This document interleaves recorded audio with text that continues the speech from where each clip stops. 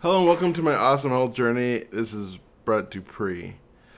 Today I'm going to be talking about emotions. I've been thinking a lot about this lately, especially in the last 4 weeks, as I feel like I'm coming out of another sadness. Um, but not really. It's not as bad as it was before, but I feel all of a sudden I just have clarity on something. And I noticed some certain things I'm able to do that was kind of hard for me. And I'm like, was I sort of depressed? And in a way, yeah, I had to deal with. I was just processing internally those emotions from being diabetic and being on medications. I talked about this before. If you're someone who watches many of my videos, and been thinking about how I am not very emotionally aware. I've discovered just really thinking about it. Like my therapist, when I talk to her, she talks about how aware I am of my thoughts and my actions. And I am. I'm very self aware. I understand what I'm doing. I understand my thought process. I understand my internal motivation. I've been studying myself, since I was 25 and got into personal growth and personal development and trying to get me to do what I want to do, which is a silly thing to say, but that's just the way things are, right? And I noticed that, especially coming out of this, that when I go through something emotional, I generally don't notice that how it's affected me and my actions really until I start feeling better about it. And I'm noticing that's been my patterns. One of the reasons why I always thought to myself that, I never really wanted to do like bariatric surgery to lose weight because my underlying issue isn't just eating so much and having no control, which is part of it, but a lot of it is I use food as a coping mechanism for my emotions, which is why I went into therapy. The first thing I said, I want to work with someone who is specializes in emotional eating. Because a lot of times when I would go on a diet in the past, sometimes it would just derail due to normal things, but most of the times it would be something that hit me emotionally, such as getting injured.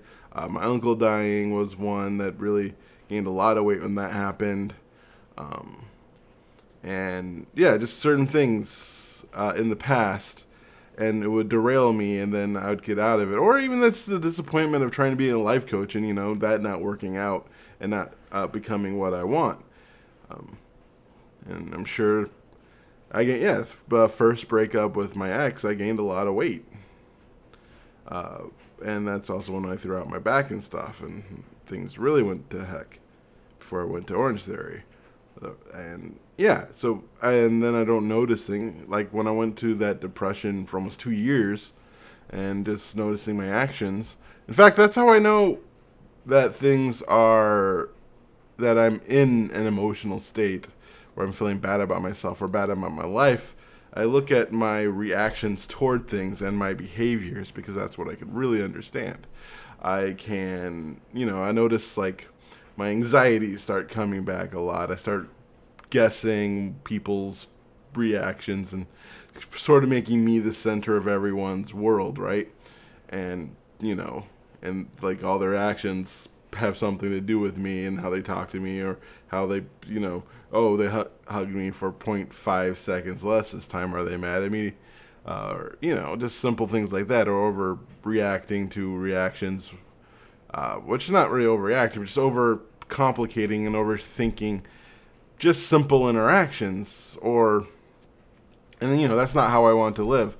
So I've decided in becoming emotionally vulnerable that I need to become more emotionally aware of my emotions and utilizing the techniques I've been using for my intuitive eating, such as checking in and like seeing my hunger levels, and discovering why I'm hungry, for what purpose, what I'm trying to compensate. Am I actually hungry or actually feeling sad? It's something I should do periodically with my emotions, is check in. What am I feeling at this moment? And what would I want to do with it? I used to have this childish idea when I really think about it. It's such prevalent. It's something that I really gravitated to in personal growth. The idea that when the outside, when you have no problems, the inside, the outside can affect you, or like, having emotion just flow through me. But in a way, that's just kind of another way of not like dealing with them, is just acting like I can become above them, or above, and not just work on processing and working on how I'm feeling, and very much understand my emotional state, so that I am a more emotionally integrated human being. And I'm thinking about it, of course, because that's the way my brain works. I'm a rationalizer, so I want to rationalize my emotional state. But I want to become somebody who can feel emotions and work through them more quickly, and still be rational, but also still being a feeling person, and not shut down or avoid. And I think a lot of my issues comes from, of course, when I was a child and dealing with emotions, was this idea that emotions are wrong in a way. There's something wrong with feeling negative emotions. There's something wrong with someone hurting my feelings. There's something wrong with me being disappointed that something in life is happening. And I think that's what they mean, in a sense, where your feelings are valid, being like, feelings happen. They're just part of life. And working on, and this thing I've discovered really is working on trying to avoid bad feelings just creates events that cause bad feelings, and it doesn't help. It has never helped me in my life. So my work, I think, for myself is becoming more emotionally aware, and being able to feel and process my emotions, and still tap into kind of like connecting the heart with the brain, so that when I do have those big feelings, or those things are happening, that I don't go into my like automatic, not really wanting to deal with things, doing what I need just to survive, and not, doing things I don't like, such as cleaning. And now, not even watching like, YouTube. Now it's just watching YouTube, because like that's even less just emotionally stimulating than watching, movies and anime and the things that I enjoy as well, because those can be like, right? So yeah. So I want to become somebody, or working to become someone that can really process and feel my emotions, and being able to intellectualize at the same time, but being more self-aware, emotionally aware, I think is important for me. So that's one thing I've decided to really work on, is just tapping in to my emotions, asking why I feel, and not making it wrong, and not making me a bad person for feeling that way, because I think that doesn't help either. Like, sometimes, yes, I'm jealous. Sometimes, yes, I want something or someone to do something that they're not doing, and that makes me feel bad, and that might be petty.